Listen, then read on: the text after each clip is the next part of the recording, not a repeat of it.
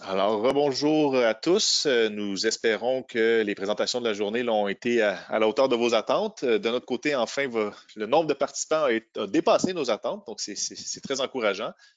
Alors, pour le dernier webinaire, Maxime Carrier va nous présenter le module sur la collaboration entre InfraWorks et Civil 3D.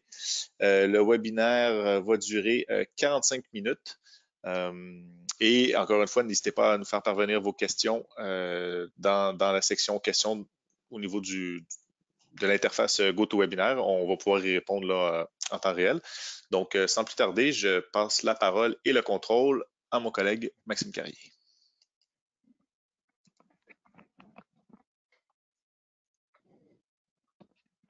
Rebonjour tout le monde, bienvenue à la présentation intitulée La collaboration entre InfraWorks et Civil 3D, démystifié.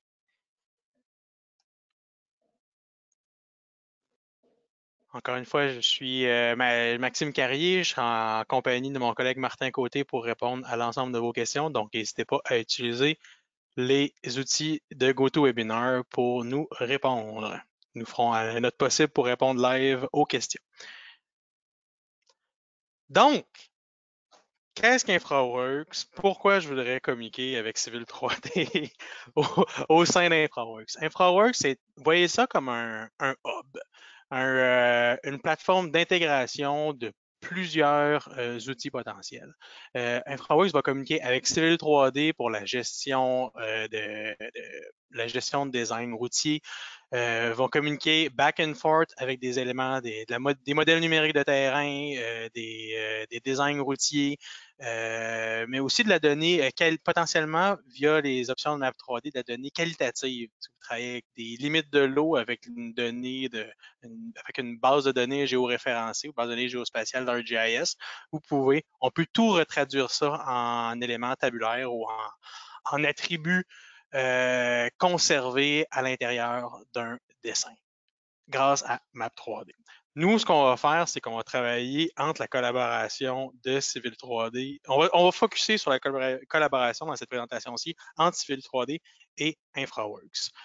Dans les précédentes présentations aujourd'hui, j'ai discuté un peu d'objets paramétriques. Inventor communique directement avec InfraWorks, notamment pour des éléments de pont, mais aussi pour les réseaux, des éléments de structure pour les réseaux de drainage. À l'inverse, InfraWorks met à disposition des utilisateurs d'Inventor sa, sa grande bibliothèque d'objets paramétriques appliqués pour l'infrastructure. Donc, tout est disponible à l'intérieur de votre installation d'InfraWorks. Les fichiers seront complètement lisibles et modifiables et altérables par Inventor. Dans la précédente présentation, on parlait de nuages de points. Recap n'en fait pas défaut. Recap va communiquer directement avec InfraWorks pour passer les nuages de points. Et Revit aussi va travailler pour communiquer sa maquette 3D en InfraWorks. InfraWorks va donner un contexte et le contenu sera Revit pour produire, par exemple, des maquettes de bâtiments et faire une simulation avec un peu plus de détails au niveau des bâtiments au sein d'InfraWorks. Il y a vraiment beaucoup de belles possibilités avec ça. Et bientôt, il va y avoir des très belles pistes de collaboration. Il y en existe déjà, mais il va y avoir encore plus grandes pistes de collaboration entre les modèles paramétriques de pont d'InfraWorks à envoyer vers Revit pour faire de la mise en plan finale. C'était mon petit tour du propriétaire pour les produits qui touchent à InfraWorks. Mais Civil 3D a énormément de pistes de collaboration avec InfraWorks. Et tout ça passe par les liens géospatials. Si vous étiez caché en dessous des systèmes de coordonnées sans les comprendre en laissant ça aux arpenteurs, si vous décidez maintenant d'entamer le chemin d'apprendre et de travailler avec InfraWorks, vous devrez malheureusement vous y faire et travailler avec des systèmes de coordonnées. Par exemple, ici, j'ai un superbe dessin, un super design que j'ai produit, un design plus ou moins final à l'intérieur de Civil 3D que j'aimerais passer vers InfraWorks, ne serait-ce que pour avoir un rendu photoréaliste, pour faire des modifications ou pour ajouter mon grain de sel dans un environnement 3D un peu plus convivial. je vais d'abord et avant tout m'assurer que mon système de coordonnées à l'intérieur de mon fichier est bien fixe. Donc, en conservant, en ayant en tête d'avoir un système de coordonnées, InfraWorks, lui, travaille presque essentiellement en système de coordonnées. Il va toujours vouloir chercher à intégrer, géoréférencer, combiner en un seul et même interface, un seul et même base de données, l'ensemble des sources de données provenant de différentes sources. Donc, avoir le système de coordonnées est vital. Une fois dans InfraWorks, pour l'importer, c'est bien simple. Vous voyez, j'ai déjà fait une petite importation. Je vais quand même vous le montrer. C'est à l'intérieur des sources de données, on lance l'importation d'un fichier civil 3D. Il va se concentrer essentiellement, je dis bien essentiellement, sur les objets civils. Ce que ça veut dire. Laissez le temps de détecter tout ce qu'il y a à l'intérieur de mon dessin. Ce que ça veut dire, c'est qu'il va chercher des correspondances entre, par exemple, les alignements, les profils, les corridors, s'il y en a, les surfaces, surtout les surfaces de corridors et les rendus visuels des corridors. Je vais en parler un peu plus tard. Il va extraire l'ensemble des données possibles à partir du dessin. Vous allez voir, Maxime, ces deux... Vas-y. est-ce que tu peux faire du drag and drop avec ça? Moi, j'aime ça, le drag and drop. Pas à ma connaissance. OK. Veux-tu que je le teste? Je vais le tester. Ah, ben, tabarnache. Ben oui, ça Ah ben, marche. Le fait que formidable. c'est un fichier DWG que j'ai drag and droppé, juste pour vous le montrer si vous ne me croyez pas, ma gang de Thomas. Si je fais simplement drag and dropper un fichier, il va me le demander au préalable en quel mode d'importation je veux importer. Parce qu'on J'aime pourrait InfraWorks. importer simplement. Pardon? Thème J'aime InfraWorks InfraWorks. soudainement? Ouais, ouais. Mais là, l'essentiel de ce que j'aimerais démystifier ou ce que j'aimerais valider avec vous, c'est comment la transition se fait d'un objet civil à un objet InfraWorks. Quelle est la traduction au produit final? Qu'est-ce que je dois espérer avoir et avec quoi je vais travailler? Parce qu'en comprenant ce qu'InfraWorks fait, comment il va l'utiliser, la donnée de Civil 3D, que ce soit vos axes, vos profils, j'en passe, ça va déterminer comment vous allez travailler avec Civil 3D, si vous espérez travailler avec InfraWorks aussi au cours du projet. Sur ce, si jamais, commençons par décortiquer chacun des types pas de fichiers, mais des types d'objets Civil 3D qu'on peut importer. Pour commencer, les surfaces. Les surfaces TIN vont être converties en des surfaces terrain. Donc, on va utiliser la même triangulation, les mêmes principes, sauf que InfraWorks va prendre certaines libertés dont on a un certain contrôle dans le panneau calque de surface à avoir un certain contrôle. Je vais vous montrer de quoi ça a l'air.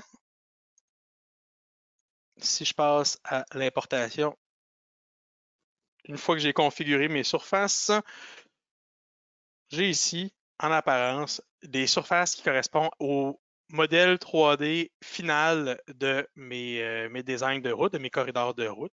Dans le fond, il a été chercher les surfaces de corridors, il les a importées. Il a aussi été chercher ma surface, mon modèle numérique de terrain fondamental, mon terrain naturel ou terrain existant. Puis, à partir du calque de surface, on peut faire une gestion intelligente de nos couches. Par exemple, je me suis fait une petite couche corridor ici, un calque de surface. Si je le faisais disparaître, on verrait. Oh, je vais faire disparaître aussi mon terrain final.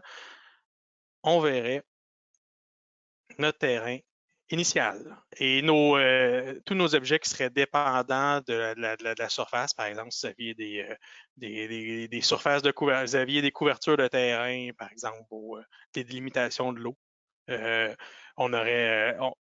Tout s'adapterait à la 3D du terrain de référence. C'est vraiment super dynamique, très intéressant. Toutefois, la triangulation est assez particulière dans InfraWorks. Si jamais, par exemple, j'importais différentes surfaces, différentes sources, c'est-à-dire un procédé final, procédé initial, il va gérer en ordre de priorité de haut en bas la priorité des données. Donc, pour une même surface, un même point, on ne peut pas avoir deux élévations différentes. Donc, pour ce faire, admettons que je voudrais imposer, je vais placer mes intersections après, en premier. Si jamais je voulais visualiser ma surface terrain finale, mon produit terrain final, personnellement, je recommanderais de travailler avec Civil 3D pour vous faire un terrain final, pour avoir le plein contrôle de la triangulation. Si vous utilisez seulement, par exemple, les surfaces pour avoir le modèle 3D, si vous utilisez seulement les surfaces de votre corridor et votre terrain existant, qui était votre terrain naturel, il va prendre certaines libertés au niveau des triangulations. J'ai eu plusieurs problèmes techniques avec certains de nos clients où InfraWorks prenait la liberté de créer toutes sortes de triangulations libres à l'intérieur de coudes de route, par exemple, ou à l'intérieur de surfaces un peu plus filiformes, un peu plus complexes. Donc, si vous voulez le plein contrôle, nous vous recommandons de ne pas travailler avec les surfaces de corridor et vous faire à l'intérieur de Civil 3D un collage, une surface finale qui va être le résultat par exemple, du collage des différentes surfaces qui sont disponibles. J'en ai une ici, mon surface finale, qui est mon terrain final, qui est là, exactement, et le résultat du collage d'une multitude de surfaces qu'on a utilisées. Que ce soit des angles routiers, que ce soit des talus environnants, c'est à vous de le gérer. Nous, on vous suggère de travailler avec un terrain final, officiellement. Ensuite, les axes et les profils. Comment est-ce que les axes et les profils sont traités à l'intérieur d'InfraWorks?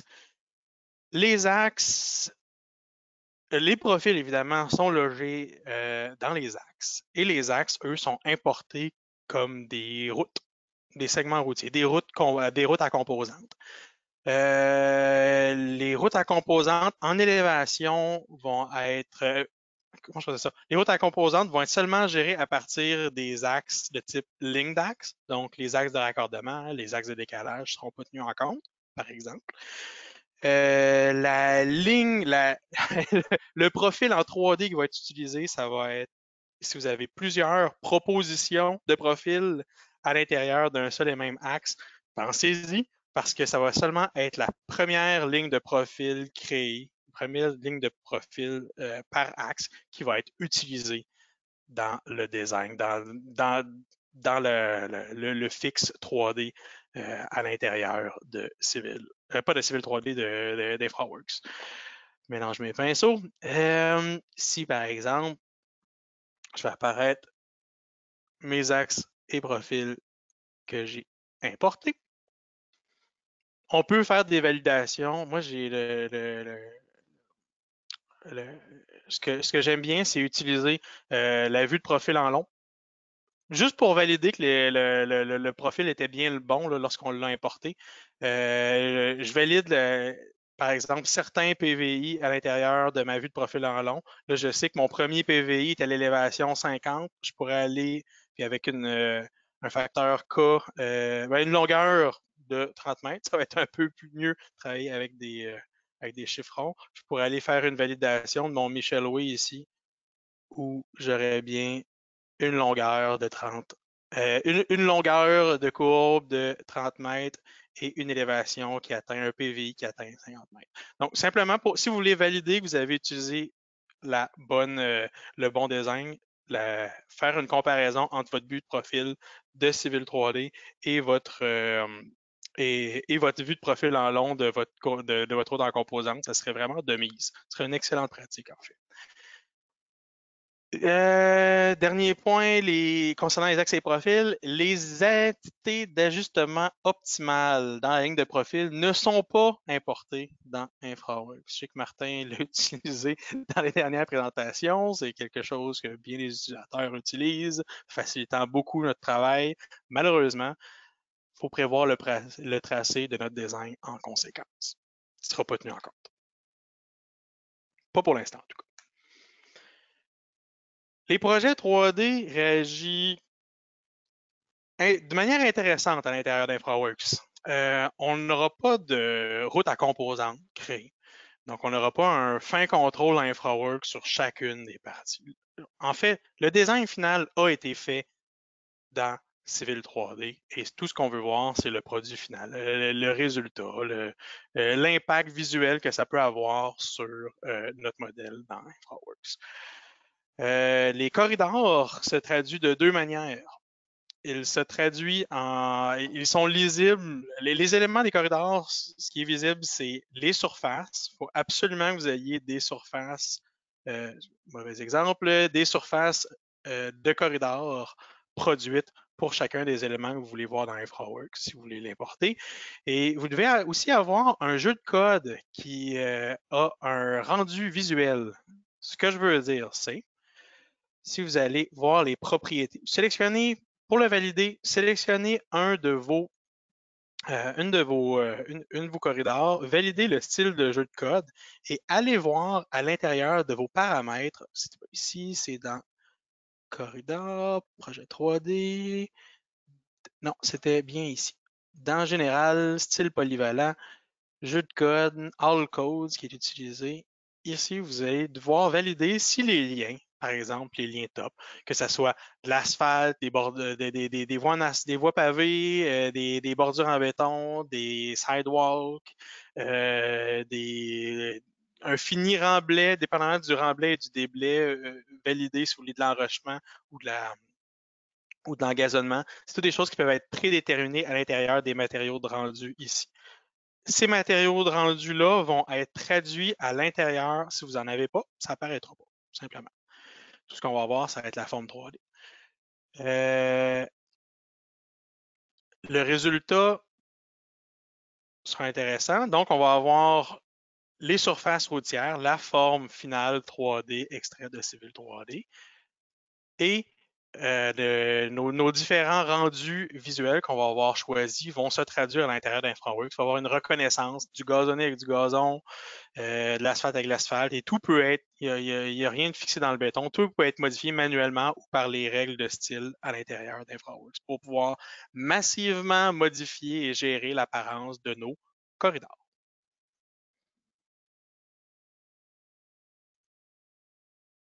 Donc, évidemment, validez toujours si vous avez bien sorti la donnée.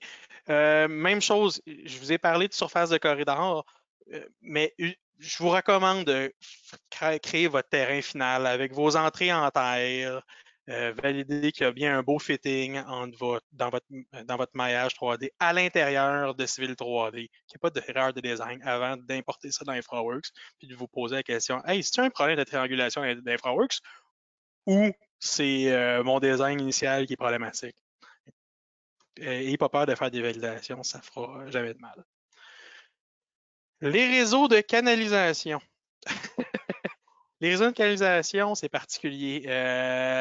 Chaque réseau de canalisation sont importés en raccord et en canalisation.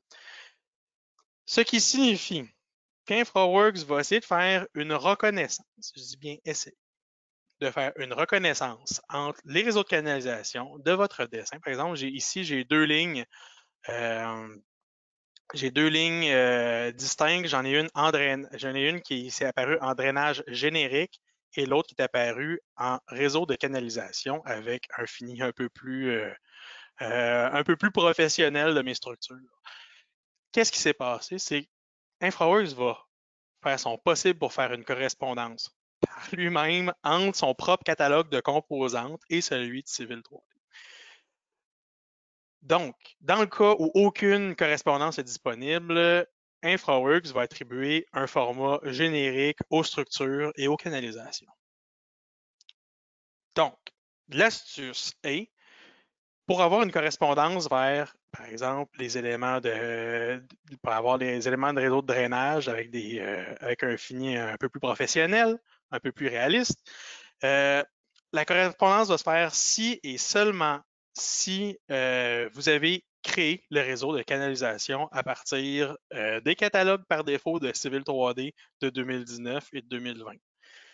Si vous n'avez pas travaillé avec, ben, ça va forcément sortir en catalogue générique. Tout peut être modifié à la main par la suite, mais vous allez préférer qu'il y ait une intégration la plus uniforme possible entre les différents réseaux de drainage. L'utilisateur doit aussi spécifier dans les types d'utilitaires que c'est un réseau de drainage à l'intérieur. Donc, lorsque vous créez votre réseau dans les dernières versions, dans les dernières moutures de Civil 3D, lorsque vous créez à main ou à partir d'un fichier, à partir d'objets, de polylignes, peu importe, votre réseau de canalisation, vous pouvez définir un type et si vous spécifiez drainage, il va automatiquement faire un parallèle avec les éléments, avec un élément fini idéal. Donc, autrement que dans ce contexte-là, l'utilisateur devra gérer manuellement et par les règles de style le rendu de son réseau. Ça fait le tour de l'importation de Civil 3D vers InfraWorks, mais si moi, je fais un design préliminaire en partant d'InfraWorks et je le renvoie vers Civil 3D, à quoi dois-je m'attendre? Quelle forme ça doit prendre? Des surfaces qui vont être intégrées. Si j'ouvre mon cas ici, les surfaces qui seront intégrées vont être intégrées en 3 surfaces. Il va faire une combinaison des différentes surfaces de terrain qui sont dans le modèle.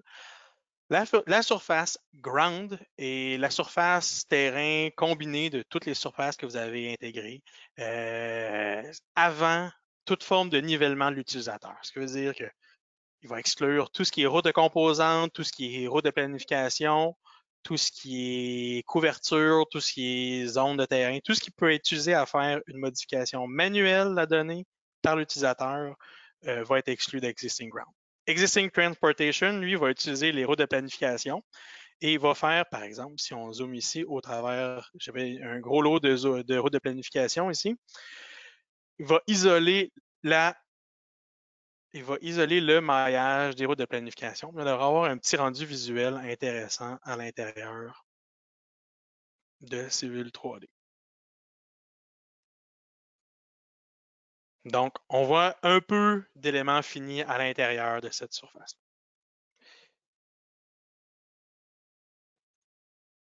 Ensuite, le sol proposé va, lui, correspondre à la surface de... C'est une surface combinée de tout ce qui est nivellement de l'utilisateur.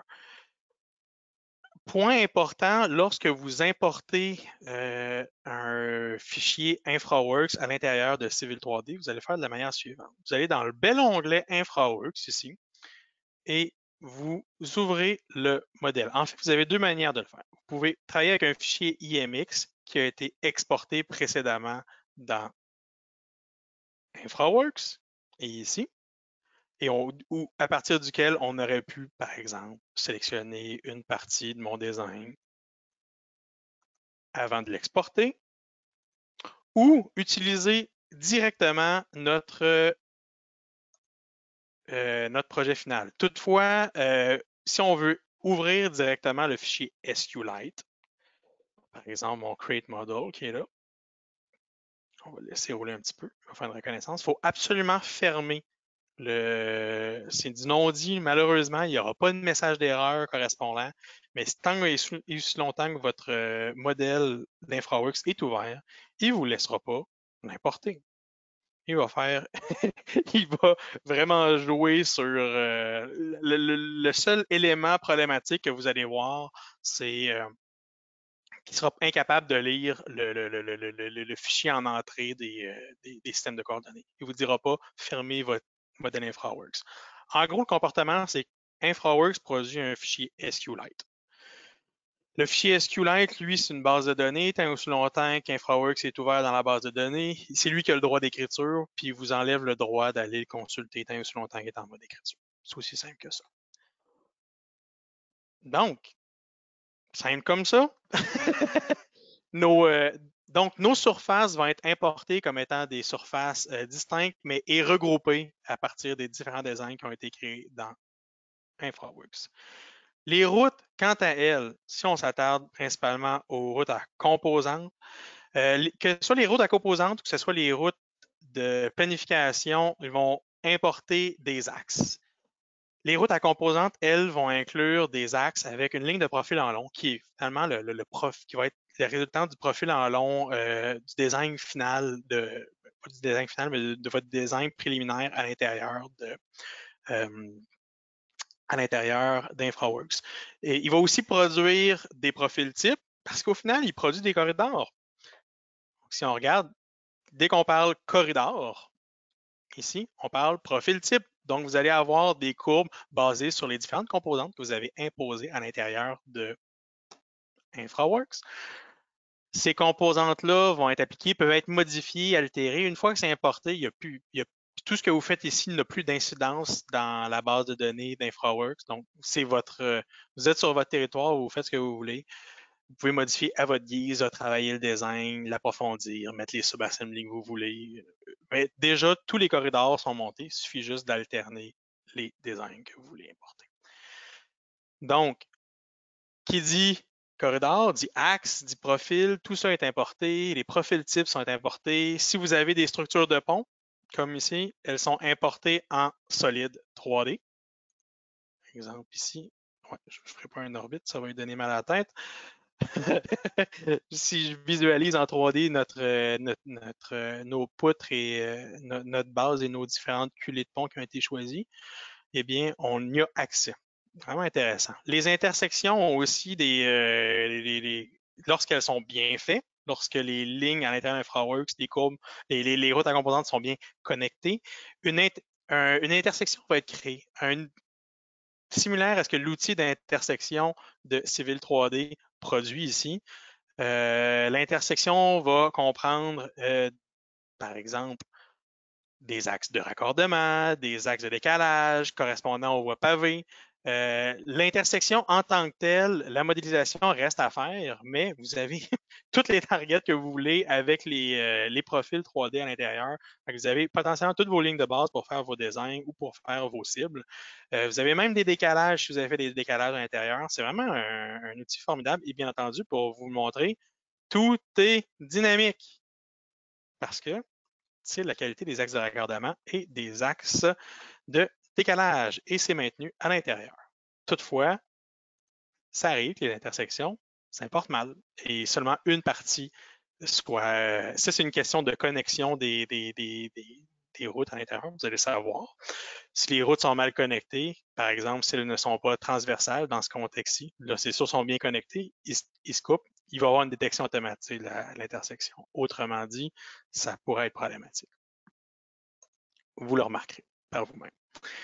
Donc, les routes de planification sont simplement des axes, comme j'ai dit. Et si vous avez produit des carrefours giratoires, les carrefours giratoires sont importés en carrefour giratoire produit de vehicle tracking. Donc, il y a vraiment, c'est vraiment facilitant. J'en ai pas dans mon exemple ici, mais croyez-moi sur parole, les options toutes les options de création de carrefours giratoires dans InfraWorks sont vraiment simpliste par rapport à ce que Vehicle Tracking offre. Donc, je vous recommanderais potentiellement de repasser au travers de Vehicle Tracking pour générer vos carrefours giratoires. Bon, comme on l'a vu à l'importation, il semble avoir deux types de gestion de canalisation à l'intérieur d'InfraWorks et Civil 3D va les gérer aussi indépendamment. On a ce qu'on appelle la planification d'utilitaires, ce qui est vraiment les canalisations les plus simples. Si je retourne à mon... j'ai-tu fermé InfraWorks? Mon Dieu, j'ai fermé InfraWorks. On va rester là-dedans. Ah oui, on va aller dans mon dessin. Super. Mes canalisations importées, je me suis fait deux séries de canalisations, une simple à partir des planifications des utilitaires et l'autre à partir des réseaux de drainage. Je vous recommande, vous allez voir, je vous recommande les autres drainages. Les planifications utilitaires passent par l'usage des options de canalisation et de raccord de canalisation. Le résultat est un réseau de canalisation formidable. Jusque-là, ça nous convient. Depuis peu, il y a une propriété appelée type d'utilitaire à l'intérieur. J'ai parlé de type d'utilitaire drainage. Notamment. La propriété type d'utilitaire a été intégrée dans les réseaux de canalisation de Civil 3D. Par défaut, si vous arrivez à partir de ces canalisations-là plus simplistes, elles seront définies comme non définies. Vous allez aussi avoir très peu de contrôle sur la création des canalisations, la création des structures, la création des composantes. Il va immédiatement produire des structures nulles pour les raccords de canalisation et la nature de chacun des éléments de canalisation, ben, dans le fond, la tuyauterie va utiliser le premier composant de votre catalogue de canalisation. C'est pas idéal, honnêtement. Et parfois, ça a des propriétés un peu funky. Moi, personnellement, j'ai fait 2 lignes parallèles, une descendant ou une montant avec mon réseau mon réseau de drainage et l'autre montant montant mon viaduc avec le réseau plus simpliste des planifications des utilitaires et il a complètement bousillé le sens d'écoulement. Il n'a rien reconnu à l'intérieur à l'intérieur de mon réseau de drainage. Donc, c'est à considérer. Il est un peu moins agréable à utiliser. Moi, ce que je vous recommande ardemment est d'utiliser les réseaux de drainage. Les réseaux de drainage utilisent comme certains utilisateurs de Civil 3D utilisent, très rare néanmoins, utilisent Infrastructure Part Editor. Infrastructure Part Editor me permet d'aller me permet d'aller travailler avec des éléments un peu plus finis, un peu plus flexibles, créés du côté d'Inventor pour mes structures, mes regards. Et ces éléments, s'ils sont créés à partir des réseaux de drainage ici, dans InfraWorks, vont très, très, très bien transiter à l'intérieur de Civil 3D. Ils vont quand même essayer de travailler avec vos catalogues de composants et non pas Infrastructure Part Editor. Donc, vous restez quand même dans votre domaine, dans votre carré de sable, mais il va pousser beaucoup pour relier l'ensemble des éléments avec ce que vous avez déjà accompli dans votre template, par exemple, ou dans vos catalogues de composantes. Il y a les propriétés. Dans le fond, si vous travaillez avec les réseaux de canalisation, le type d'utilitaire de drainage, le type d'utilitaire va être mis à drainage. Des propriétés couvertures qui vont être attribuées aux bouches d'égout et des propriétés grilles qui vont être attribuées aux drains épuiseurs arrivés d'eau. Il va faire une distinction. Les structures des bouches d'égout et d'arrivée d'eau sont distinguées différemment à l'importation et peuvent être choisis d'entrée de jeu dans les catalogues disponibles de Civil 3D. Donc, un peu plus de contrôle pour travailler dans Civil 3D. Et, vas-y donc. Juste une petite remarque. Ouais. Vas-y donc. Juste une petite remarque comme ça rapide. Dans Civil 3D, pour vos réseaux de canalisation, on ne peut pas jumeler dans le même liste de composants les deux types d'utilitaires, les deux catalogues. Quand vous faites un réseau de canalisation avec le réseau de drainage, c'est le réseau de drainage. Si vous faites un réseau de canalisation avec le Part Builder, avec l'ancienne méthode, le Part Builder, ça ne communiquera pas. Ça ne se fera pas ensemble, non, exactement. On peut faire 2 réseaux identiques, mais un avec le drainage, un avec... si vous avez déjà un paramétrage de fait complet avec un réseau de canalisation standard, il faut se refaire une liste de composants complète, mais avec le réseau de drainage, si on veut y aller avec le drainage. On ne peut pas jumeler les deux. Tout à fait. Tout à fait. Puis, qui plus est, on va avoir non seulement un contrôle sur les structures qu'on intègre, que ce soit justement des drains ou que ce soit des manholes. On va aussi avoir un certain contrôle sur les canalisations. Civil 3D va faire son possible pour connecter, pour aller reconnaître les matériaux. Si jamais je retournais dans InfraWorks et j'allais dans mes paramètres d'échange, on peut déterminer d'entrée de jeu. Il y a 2 types de réseaux de canalisation correspondant aux 2 types justement, l'ancienne et la nouvelle méthode de dessiner des utilisateurs de canalisation. La première va être extrêmement simple et va utiliser la première chose qu'il va trouver dans vos catalogues, tandis que la seconde, qui correspond au réseau de drainage, va être un peu plus fini, un peu plus précis, va donner beaucoup plus de contrôle. Vous allez pouvoir déjà spécifier vos drains, quelle structure va être utilisée à partir de votre, évidemment, de vos catalogues de composantes. Il ne va pas travailler avec des listes de composantes, il va travailler directement avec votre catalogue de composantes.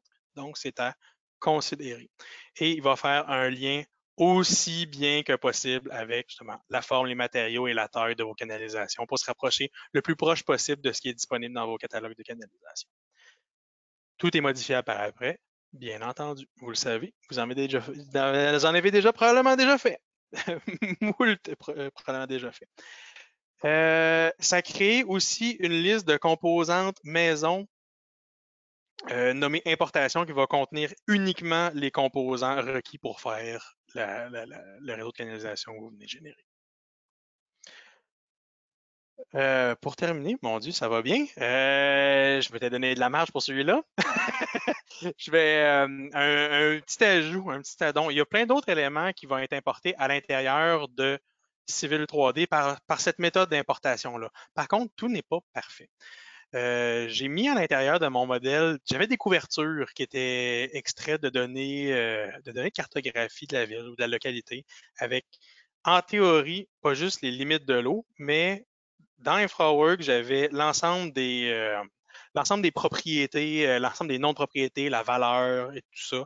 Malheureusement, cette intelligence-là, lorsqu'on est passé à Civil 3D, n'a pas suivi. Mon petit bonus pour aujourd'hui, c'est si jamais vous voulez, vous mettez beaucoup d'énergie puis de travail d'intégration de données à l'intérieur, beaucoup de données de croisement de données cartographiques à l'intérieur d'InfraWorks, si vous souhaitez vous en servir à l'intérieur de Civil 3D, vous pouvez à partir des fonctions de Map 3D. InfraWorks, comme j'ai dit, c'est une base de données SQLite, fait que c'est du SQL local. C'est vraiment tout ce qui est plus utilisable à l'intérieur de Map 3D. Map 3D, sa force, toujours ici, là, si vous travaillez avec Civil 3D, vous voulez travailler ou aller chercher les fonctions complètes de Map 3D, vous avez simplement à changer votre interface de travail à planification et analyse et l'ensemble des outils de Map 3D, en tout cas, les outils génériques de Map 3D vont y être. Donc, si vous n'avez jamais ouvert ça, c'est vraiment formidable. L'outil connecté permet de connecter à différentes sources de données cartographiques et ça inclut la donnée que je vais appeler non civile comprise dans la donnée dans la base de données SQLite qu'on a générée.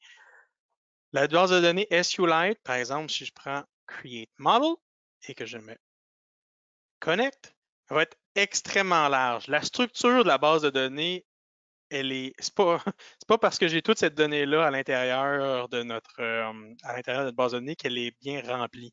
J'ai pas de rail, j'ai pas de droit de passage. Dans le fond, InfraWorks crée une base de données, crée des coquilles à l'intérieur desquelles il va remplir sa structure. Donc, c'est normal. Je vous conseille d'éplucher ou d'explorer certaines des sources de données, certaines structures parmi celles-ci, notamment celles que je vous conseillerais, des catégories populaires. Là.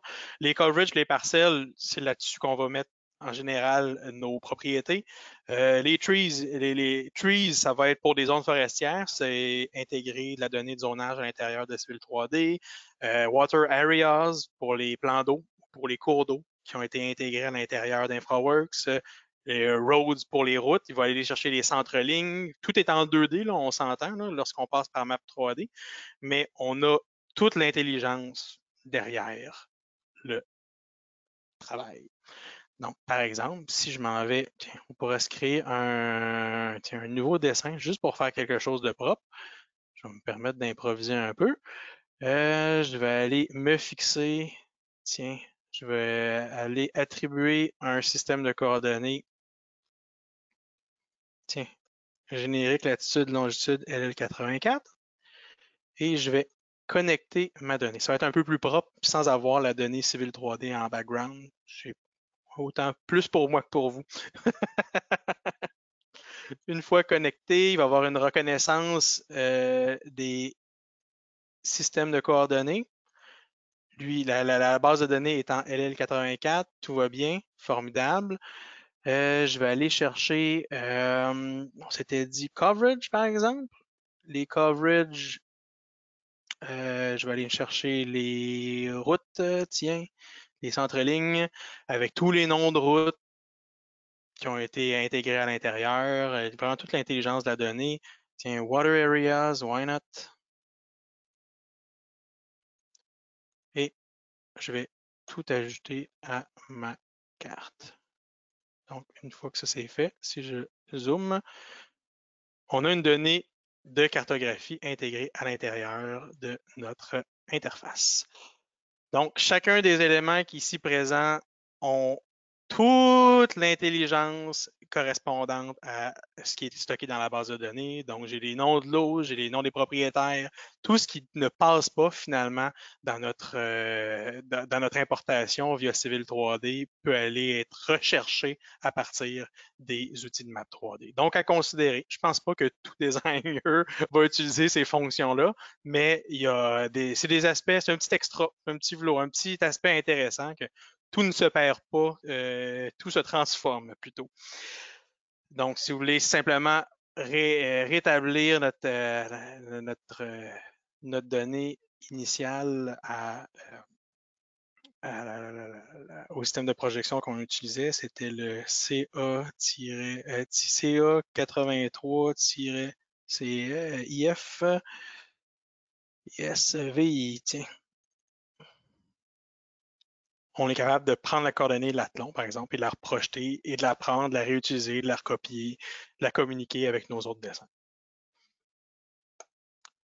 Ça conclut ma présentation sur la démystification de la collaboration entre Civil 3D et InfraWorks. Donc, toujours traiter InfraWorks comme étant une base de données peut être un aspect intéressant. Tout ce qui est dans Civil 3D ne correspond pas nécessairement à des produits dans InfraWorks et vice-versa. Donc, vous devez vous fier à nos conseils, idéalement ceux de la présentation, pour réussir à bien naviguer avec les deux produits. Sur ce, je vous remercie d'avoir assisté à notre présentation. Maxime? Oui, merci Maxime. Je vais laisser ta diapositive de la fin. Donc, merci encore une fois pour ce dernier webinaire. C'était très, très intéressant. Et nous vous remercions à tous participants d'avoir justement participé en grand nombre à cette journée sur les solutions en infrastructure. Vous avez été beaucoup plus à y participer que ce à quoi nous nous attendions. Et on vous en remercie. Tous les webinaires, je le rappelle, ont été enregistrés et tous les participants recevront les liens par courriel pour les consulter par la suite. Vous avez nos coordonnées à l'écran, donc n'hésitez pas à nous contacter si vous avez des questions ou des commentaires sur la journée de présentation.